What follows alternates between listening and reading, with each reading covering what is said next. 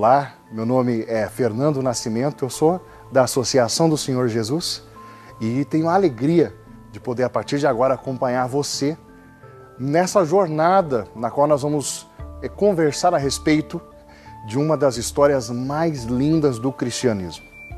Estima-se que cerca de 120 milhões de pessoas já foram tocadas por uma graça atual, uma graça que tem recebido o nome de batismo no Espírito Santo. Frutos dos mais diversos nós já podemos contar, já podemos verificar. Obras sociais, congregações, comunidades de vida e aliança, movimentos, tudo isso surge como que eclode de uma experiência que hoje nós nominamos Renovação Carismática Católica. O batismo no Espírito Santo é uma experiência crítica, uma experiência radical de sentido. Ou seja, é uma ressignificação da vida, é um conhecimento experiencial da ação de Deus em nossa vida. O fato mais claro é o fato de Nicodemos. Jesus fala para Nicodemos, é necessário nascer de novo. Não da carne, mas do Espírito. O que seria isso? Seria um novo sentido para a vida, seria uma vida nova a partir de um novo sentido, com um conhecimento experiencial de Deus, que é chamado de experiência radical de sentido, ou uma experiência existencial. Eu só não sei de uma coisa. Sim? O que fazer para que essas pessoas deixem essa religião vazia e comecem a praticar uma verdadeira religião? É preciso nascer de novo. Em verdade eu digo a você, Nicodemos. Quem não nascer de novo não pode ver o reino de Deus. Como assim? Poderia um homem nascer de novo estando já velho? Eu não estou falando de voltar a nascer fisicamente. Não é isso. O que eu quero dizer é que quem não nascer da água e do Espírito não pode entrar no reino de Deus. Poderia me explicar melhor, mestre? O que nasceu da carne é carne. É a natureza humana com suas possibilidades e seus limites. Mas o que nasceu do Espírito é Espírito. Nasceu para as coisas do alto. Enxerga que a vida é muito mais do que o que nós vemos aqui. Ele sabe interiormente que Deus é seu Pai. E que nada o poderá separar do amor desse Pai. Há uma diferença entre experiência de Deus e experiência religiosa.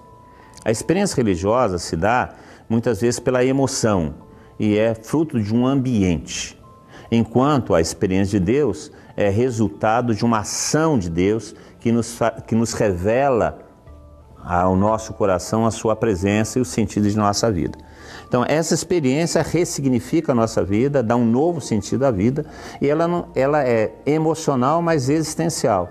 Isso é uma experiência de Deus, enquanto a outra é só uma experiência emocional. Se você não tem uma experiência de Deus, sua vida não muda. Você pode abanar as mãos, chorar, rezar, mas se a sua vida não muda, você não teve uma experiência de Deus. Por isso, o batismo no Espírito Santo, ele se aproxima daquilo que é chamado de conversão radical. A conversão de nossa raiz, a mudança radical, a mudança de nossa raiz, daquilo que fundamenta a nossa vida e que dá sentido à nossa vida. É uma experiência ontológica, para usar a expressão de Karl Rahner, uma experiência de ser, aquilo que nós somos, efetivamente nos é dado a conhecer pelo Espírito que age em nós. O sacramento do batismo deveria realizar exatamente essa fundação de vida. Só que porque o batismo, não duvida a eficácia do batismo, né? Mas o batismo, por não ser dado na infância, ele não realiza essa fundação consciente de nossa vida. Ele funda teologicamente, porque a graça é dada, o Espírito é dado, mas ele não significa a nossa vida. Então é necessário, num certo momento, que a nossa vida seja ressignificada. Aquilo que era o sentido original seja assumido conscientemente pelo fiel. Quais são as origens dessa experiência que nós estamos denominando de renovação carismática católica. Quando nós abrimos as Sagradas Escrituras, nós vemos desde o Gênesis, no capítulo 1, a terra era sem forma e vazia, as trevas cobriam o abismo e o Espírito de Deus pairava sobre a superfície das águas. Vemos que é o Espírito Santo que dá forma a tudo aquilo que existe. É Ele, né, o Pai, a palavra do Pai, que é Cristo, e o Espírito Santo que paira sobre a superfície, que dá forma a tudo. É a Trindade. Vamos ver que esse Espírito Santo é aquele que unge os profetas, unge os reis, é aquele que dá sabedoria ao povo. E uma das profecias que nós conhecemos foi dada a Ezequiel no capítulo 36, e ele disse: naqueles dias derramarei sobre vós águas puras que vos purificarão de vossas imundícies. Tirar-vos-ei do peito o coração de pedra e dar-vos-ei um coração de carne, e nele meterei o meu espírito, a fim de que obedeçais as minhas leis e vivais os meus mandamentos. Joel, capítulo 3, vai dizer: naqueles dias derramarei o meu espírito sobre toda a carne, sobre todo o ser vivo. Essa profecia, inclusive, é aquela a qual Pedro, no dia de Pentecostes, vai se remeter e dizer assim: se cumpriram as palavras do profeta Joel. Naqueles dias, é o Senhor quem fala, derramarei meu espírito sobre toda a carne. A Igreja Católica ela é inaugurada no Pentecostes. E o Pentecostes é uma experiência do Espírito Santo que provoca mudanças de vida, manifesta seus carismas, gera uma comunidade autêntica, evangelizadora, de testemunho. E essa vida no Espírito era uma coisa bem comum e bem reconhecida pelos primeiros cristãos. Nós vemos então que na Escritura, tanto no Antigo como promessa e no Novo como cumprimento, está a presença do Espírito Santo, vivo, real, tangível muitas vezes, porque o derramar do Espírito que nós lemos tanto nos Atos dos Apóstolos quanto o relato das cartas, da Escritura no Novo Testamento atestam que o Espírito Santo se derramava, e este derramar era verificável através da manifestação dos carismas. Em Pentecostes o Espírito desce sobre a igreja e há manifestações carismáticas, as línguas, a profecia. Nos Atos dos Apóstolos, a cada nova manifestação do Espírito Santo é tangível, é perceptível, é uma experiência crítica, é algo que toca, que modifica, que imprime sentido na vida. Nós vamos ver que durante todos os primeiros séculos era comum. Nós lemos isso em Orígenes, nós lemos isso em Tertuliano, nós lemos isso em Justino Mártir. Os primeiros pais da igreja começam a relatar como comum, enquanto se recebia a iniciação cristã, os primeiros sacramentos, era comum esperar pela manifestação de carismas. De um certo tempo, sobretudo aí a partir do século II, século III, essa experiência carismática na igreja começa a definhar. E esse período, século III até o Concílio Vaticano II, século XX, 1960, é considerado como um inverno carismático, ou seja, um período aí de 1.700 anos, 1.600 anos, onde a expressão, ou pelo menos a experiência do Espírito, foi menos reconhecida. Não que o Espírito Santo tenha abandonado a igreja, o Espírito Santo permanece na igreja, atua na igreja, aliás, a grande obra dele na nossa história é a própria igreja. Então, portanto, não podemos falar que o Espírito Santo desapareceu da igreja, mas a sua experiência mais evidente foi minimizada por vários problemas. Primeiro, problemas teológicos ou doutrinais. Porque o grande embate da igreja no começo do século era a definição de quem é Jesus Cristo, porque afinal de contas é a fé em Jesus Cristo que justifica a vida cristã.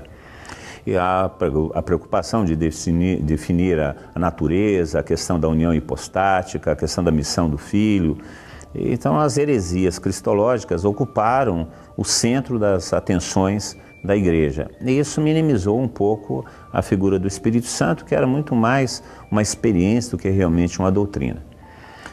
Tanto é que o Espírito Santo começa a ser definido como terceira pessoa da Santíssima Trindade somente a partir do Concílio de Nicéia em 325. Depois tem a questão também da figura do Espírito Santo, né? Enquanto o Pai é uma coisa bem definida, o Filho, por sua encarnação, é muito claro a figura, o Espírito Santo é água, é vento, é pomba, é fogo. Então essa falta de uma figura que realmente represente o Espírito Santo fez com que o Espírito se tornasse simplesmente uma complementação da doxologia, né? Em nome do Pai, do Filho e do Espírito Santo, né? Tanto quanto mais eu souber o que o Espírito pode fazer por mim, quanto mais abertura eu tiver para com a sua ação, mais ele pode me usar e agir na minha vida. E nós tivemos muitas barreiras que criaram dificuldades, fechamento em relação a isso. E por conta disso até nós não fomos adequadamente formados. Nós desse último século, né, século XX, agora século XXI, nós não fomos adequadamente evangelizados e nem catequizados sobre o Espírito Santo. Você pode dizer para mim, mas existem grandes obras do Espírito Santo, grandes tratados, mas são tratados intratáveis para o povo de Deus, né, que nem sabe latim. Antigamente só tinha latim, né? Há pouco tempo esses tratados eram só em latim. Então faltava uma literatura popular, cânticos populares a respeito do Espírito Santo, uma presença maior dele na liturgia católica, inclusive, né? Tudo isso foi ficando um pouco pelos anais da história. E depois a questão mariana, né? Porque na medida em que Nossa Senhora começa a crescer em importância de exemplo e dentro da própria comunidade cristã, ela vai ocupando, sem querer, é claro, o papel do Espírito Santo, porque você tem um pai, tem um filho, tem que ter uma mãe.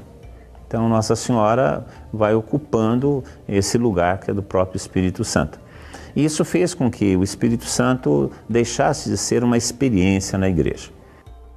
Nós vamos ver que no século II surge um padre por nome Montano, e este padre, que veio convertido do paganismo, começa a manifestar muitos dons e carismas. Junto com esse movimento, há também muita confusão. Há uma supervalorização, há uma luta entre os carismas e a dimensão institucional. Montano começa então a dizer que não havia mais necessidade de prestar atenção àquilo que os bispos falavam, porque a igreja deveria ouvir diretamente do Espírito. Então surge um perigo com o movimento montanista. E nesse perigo há por parte da igreja um rechaço, um medo, um temor dessa experiência. Com isso, o que se gerou na igreja? Olha, essa comunidade tão aberta aos carismas, que exercitava tanto os carismas, terminou no quê? Terminou nessa rejeição à hierarquia da igreja. Foi se criando a ideia de que carismas e hierarquia e instituição não combinam. E durante um período nós tivemos então um certo rechaço, medo das experiências carismáticas. Por volta ali do século IV, nós temos o momento no qual o imperador Constantino faz a sua experiência, dá livre acesso para que o cristianismo também seja uma das religiões. Constantino lidera um dos primeiros concílios, né? O concílio de Nicéia. Depois de Constantino, nós temos um outro imperador que vem, Teodósio, e ele não somente dá livre acesso, mas ele proclama que só o cristianismo é a religião do império. A partir desse momento, o que acontece? Quem não é cristão e prestar qualquer outro tipo de culto que não seja o cristão, coloca a sua cabeça a prêmio. Os cristãos de perseguidos passam a ser a religião do império. E muitas pessoas passam a pedir o batismo, mesmo sem ter a experiência, mesmo sem viver uma experiência de conversão, um encontro pessoal, íntimo, transformador com Cristo, porque agora é uma questão política, porque agora é uma questão até de sobrevivência. Não demora muito para que o cristianismo, a igreja, comece a ser permeada de mundanidade. Muitas pessoas que não eram convertidas passam a ser cristãos, não têm experiência nenhuma, então a vida que era antes uma vida de virtude passa a ser repleta de vícios e de mundanidade. Há um declínio na vida dos cristãos. Então o Espírito Santo traz uma grande renovação carismática, através de homens que são impelidos pelo Espírito a deixar tudo e começam a morar no deserto. Começam a ir para o deserto, viver uma vida de austeridade, buscando a graça. Surge aí, meus irmãos, o movimento do monaquismo. Nós estamos falando de Pacômio, nós estamos falando de Antão, nós estamos falando de grandes homens que começam a viver no deserto uma vida profundamente espiritual. E o que volta com eles? Os carismas. Homens e mulheres iam até o deserto receber oração destes homens que haviam renunciado tudo, e lá os carismas reaparecem com grande poder. Orações de cura, orações de libertação, milagres, revelação, tudo isso passa a ser comum. Pacômio organiza um primeiro mosteiro, Antão organiza também um mosteiro, e durante todo este período, todos os homens que manifestaram vida de santidade e carismas ou eram monges ou estavam profundamente ligados à vida monástica. É o caso de Santo Atanásio. Foi ele, Atanásio, que contou a história de Santo Antão. É o caso de Santo Agostinho de Hipona, é o caso de Santo Ambrósio, todos estes homens ligados de alguma forma à vida austera do monasticismo, do abandonar tudo e se entregar. Contudo, nós começamos a viver um outro período sombrio, as invasões bárbaras. Povos nórdicos e povos de outras regiões começaram a invadir o Império, e o Império realmente começou a ruir.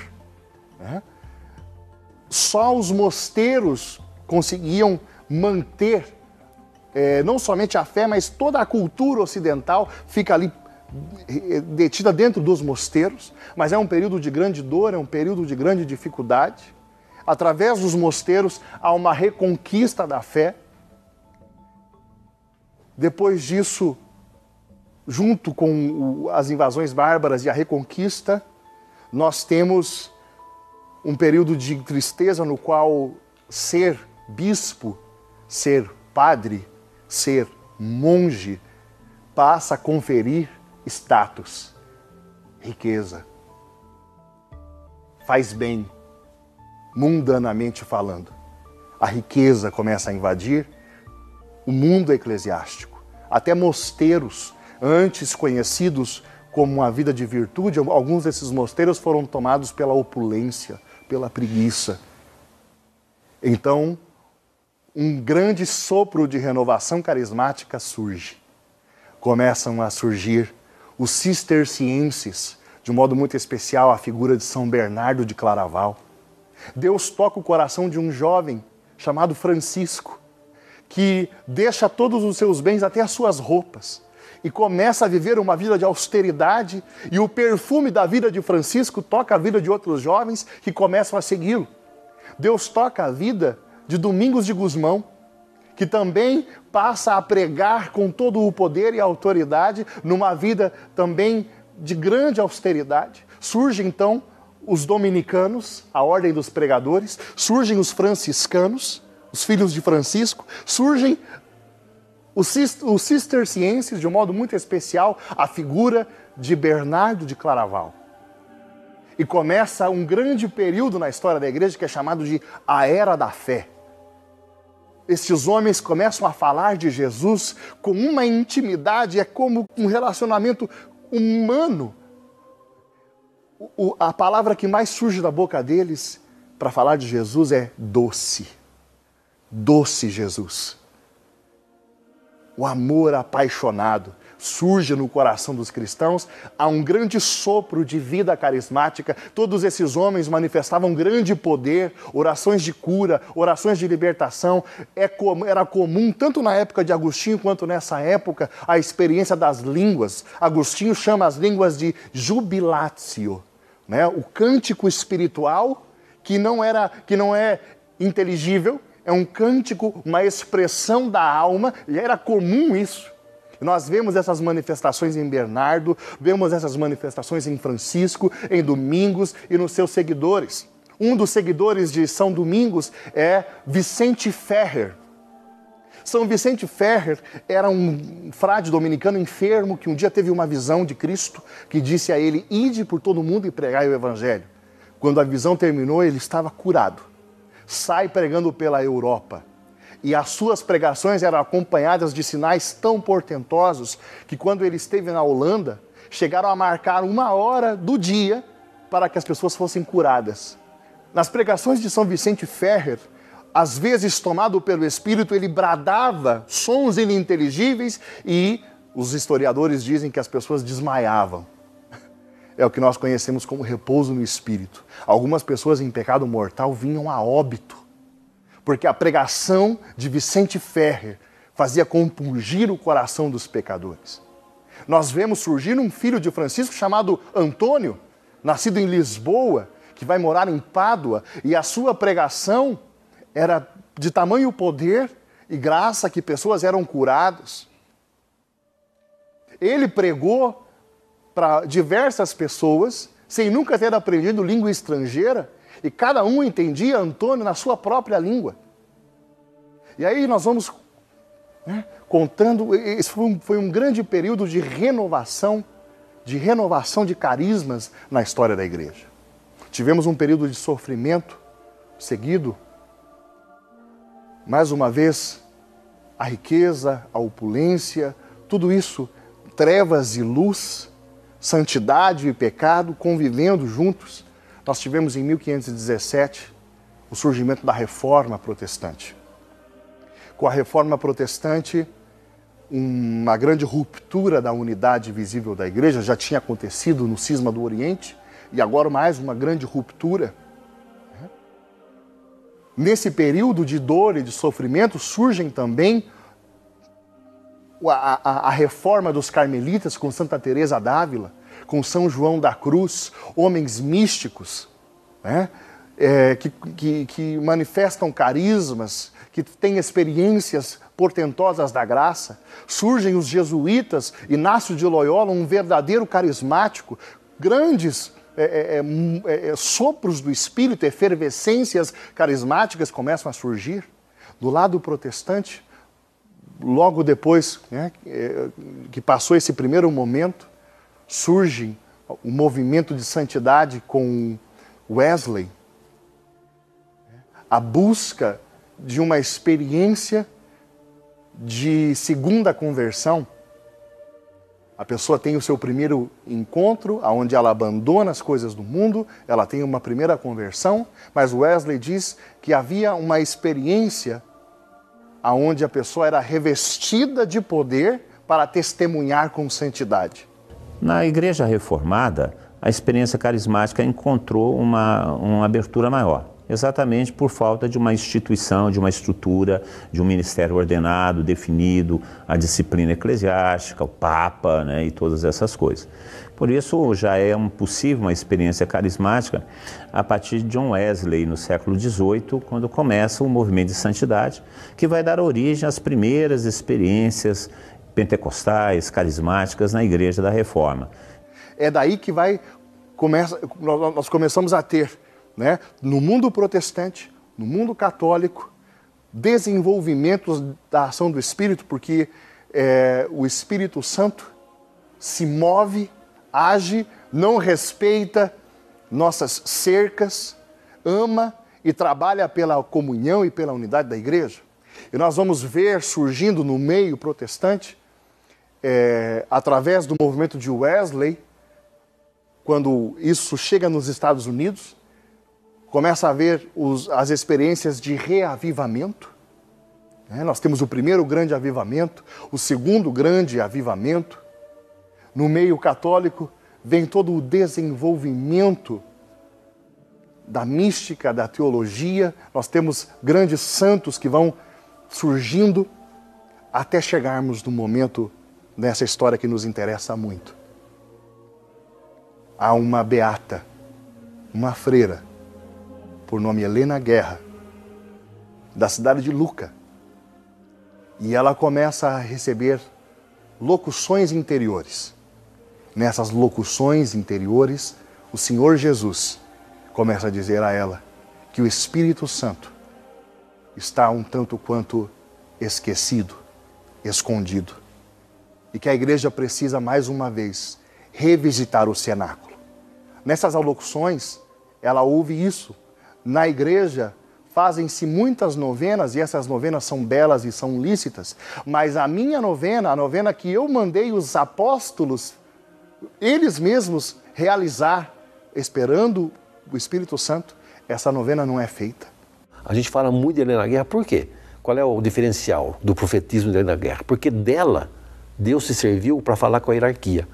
Então não ficou uma coisa a nível particular, devocional. Não, com ela, Deus mexeu mesmo na estrutura da igreja.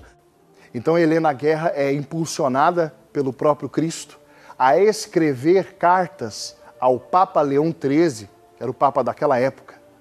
E ela escreve 13 cartas. E nessas cartas ela vai falando sobre o Espírito Santo, que foi esquecido e que precisa voltar para a vida, para a devoção, para a reflexão da vida da igreja.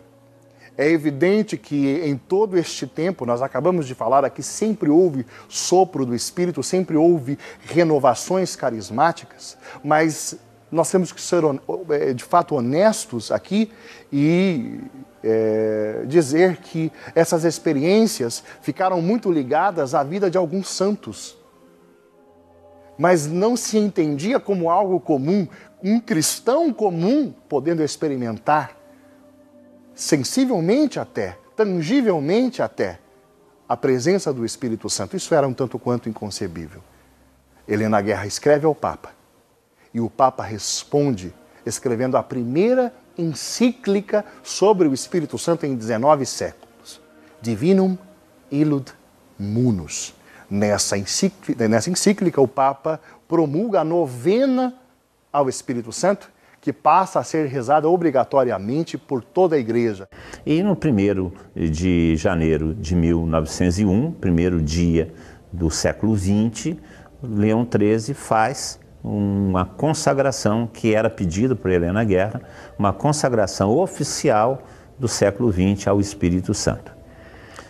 Os historiadores, inclusive alguns protestantes, entendem que essa consagração de Leão XIII é que provocou o século XX ser o século do Espírito Santo. Inclusive tem um livro da Assembleia de Deus que tem esse título exatamente, século XX, o século do Espírito Santo.